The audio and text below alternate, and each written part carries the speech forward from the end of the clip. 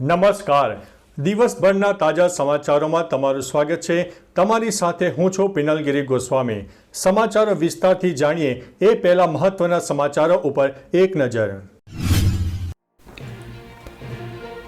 નમસ્કાર મિત્રો.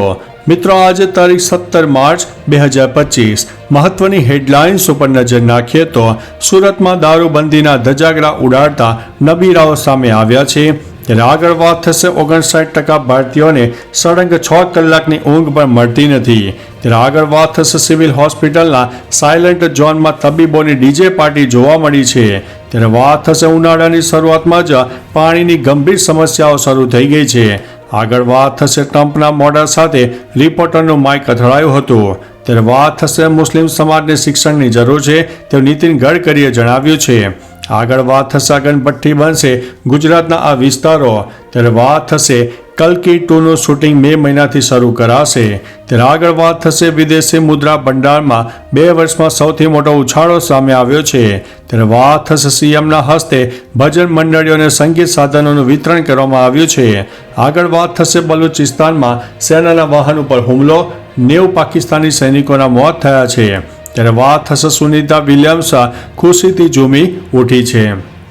હવે મિત્રો સમાચારો વિસ્તારથી.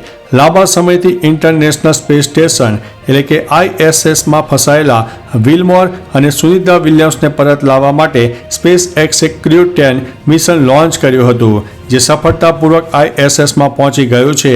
અહીં ISS પહોંચેલા ક્રૂ 10 સભ્યોને જોઈને સુનિતાની ખુશીનો પાર રહ્યો છે.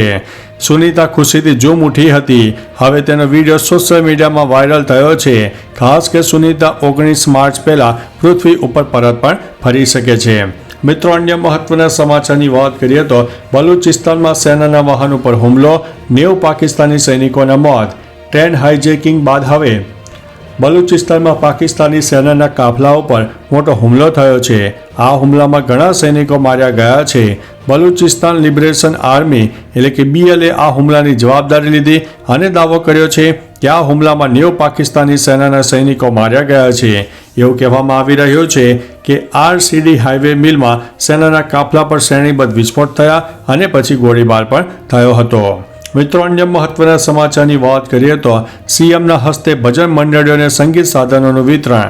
સીએમ ભૂપેન્દ્રભાઈ પટેલે ઘાટલોડિયા વિધાનસભા વિસ્તારની ભજન મંડળીઓને વિવિધ સંગીત સાધનોનું વિતરણ કર્યું. કેન્દ્રીય ગૃહમંત્રી અમિત શાહના માતૃશ્રીના સ્મૃતિમાં કાર્યરત કુસુમ્બા ફાઉન્ડેશન દ્વારા અમિત શાહના માર્ગદર્શન હેઠળ આ કાર્યક્રમનું આયોજન થયું હતું. આ કાર્યક્રમમાં મોટી સંખ્યામાં ઘાટલોડિયાની ભજન મંડળીઓના બહેનો ઉપસ્થિત રહ્યા હતા. મિત્રો, અન્ય મહત્વના સમાચારની વાત કરીએ તો વિદેશી મુદ્રા ભંડારમાં 2 વર્ષમાં સૌથી મોટો ઉછાળો. ભારતીય રિઝર્વ બેંકના જણાવ્યા અનુસાર 7 માર્ચે પૂરા થયેલા સપ્તાહ દરમિયાન દેશનો વિદેશી હુંડિયામણ ભંડાર $15.26 અબજ વધીને $653.96 અબજ થયો, જે 2 વર્ષમાં સૌથી મોટો ઉછાળો છે. ગયા અઠવાડિયે દેશનો વિદેશી હુંડિયામણ ભંડાર 1.78 બિલિયન ઘટીને $638.69 બિલિયન થયો હતો. સપ્ટેમ્બર 2024ના અંતમાં વિદેશી હુંડિયામણ 704.88 બિલિયનના સર્વકાલીન ઉચ્ચ સ્તરે પહોંચી ગયું હતું. મિત્રો, અન્ય મહત્વના સમાચારની વાત કરીએ તો કલ્કી 2નું શૂટિંગ મે મહિનાથી શરૂ થશે. પ્રભાસ, અમિતાભ બચ્ચન અને દીપિકા પાદુકોણની ફિલ્મ કલ્કી 2898 ADની સિક્વલની ચર્ચા લાંબા સમયથી ચાલી રહી છે. હવે આ ફિલ્મને લઈને અપડેટ આવી છે. બિગ બી જલ્દી જ કલ્કી 2નું શૂટિંગ કરવાના છે. અભિનેતા મે મહિનાથી શૂટિંગ શરૂ કરશે અને 15 જૂન સુધી ચાલુ રહેશે. રિપોર્ટના જણાવ્યા અનુસાર અમિતાભ કલ્કી 2નું શૂટિંગ મે મહિનાથી શરૂ કરશે. અભિનેતા ફરી અશ્વસ્થામાના રોલમાં પાછા ફરશે. મિત્રો, અન્ય મહત્વના સમાચારની વાત કરીએ તો અગનભઠ્ઠી બનશે ગુજરાતના વિસ્તારો. ગુજરાતના અમરેલી, ભરૂચ, જૂનાગઢ, તાપી, વડોદરા સહિતના જિલ્લામાં 38 ડિગ્રી મહત્તમ તાપમાન રહેવાની શક્યતા છે. આ ઉપરાંત આણંદ, બોટાદ, છોટાઉદેપુર, ખેડા, મહીસાગર, નર્મદા, પંચમહાલ સહિતના જિલ્લાઓમાં 37 ડિગ્રીની આસપાસ મહત્તમ તાપમાન રહે તેવી શક્યતા છે.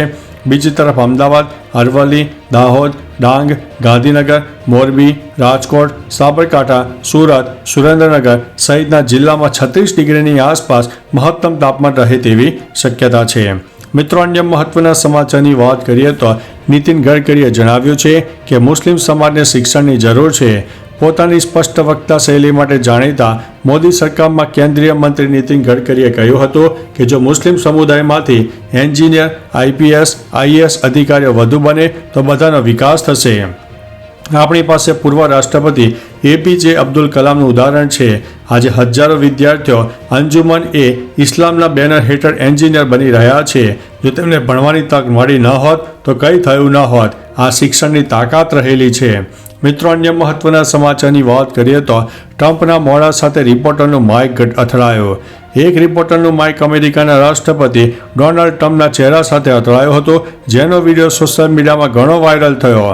આ ઘટના પ્રેસ બ્રીફિંગ દરમિયાન બની હતી. આ પછી ટ્રમ્પ પત્રકાર સાથે રમૂજી અંદાજમાં વાત કરતા જોવા મળ્યા. ટ્રમ્પ પહેલાં તો ચોંકી ગયા, પછી નેણ ઊંચા નીચા કરીને જોયો અને તરત જ મજાક કરવા લાગ્યા. તેમણે હસતા હસતા કહ્યું, આ પત્રકારે આજે ટીવી પર જગ્યા બનાવી લીધી છે. મિત્રો, અન્ય મહત્વના સમાચારની વાત કરીએ તો ઉનાળાની શરૂઆતમાં જ પાણીની ગંભીર સમસ્યા શરૂ. રાપર શહેર અને તાલુકામાં ઉનાળાની શરૂઆતમાં જ પાણીની ગંભીર સમસ્યા સર્જાઈ છે. નર્મદા વિભાગે 30 માર્ચથી કચ્છની નર્મદા કેનાલમાં પાણી બંધ કરવાની જાહેરાત કરી હતી.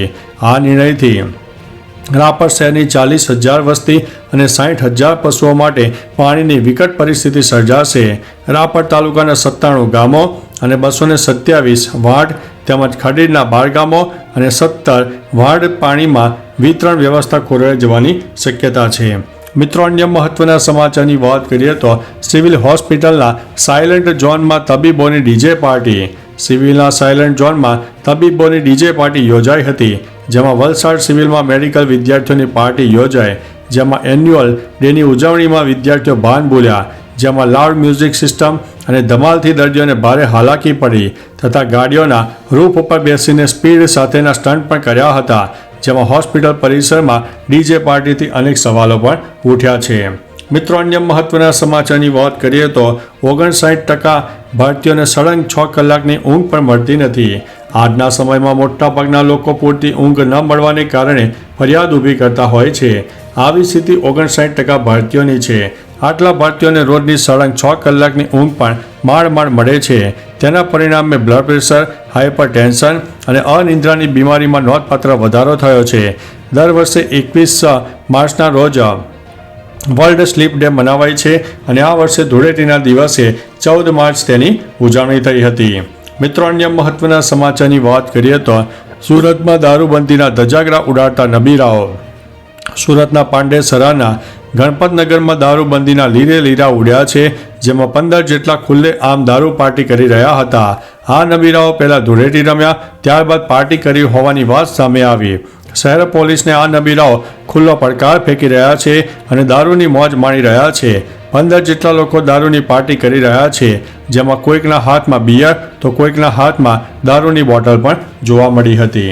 તો ચાલો મિત્રો, ફરીથી દેશ અને દુનિયાના સુપરફાસ્ટ સમાચાર લઈને મળતા રહીશો. ત્યાં સુધી અમને રજા આપશો. નમસ્તે.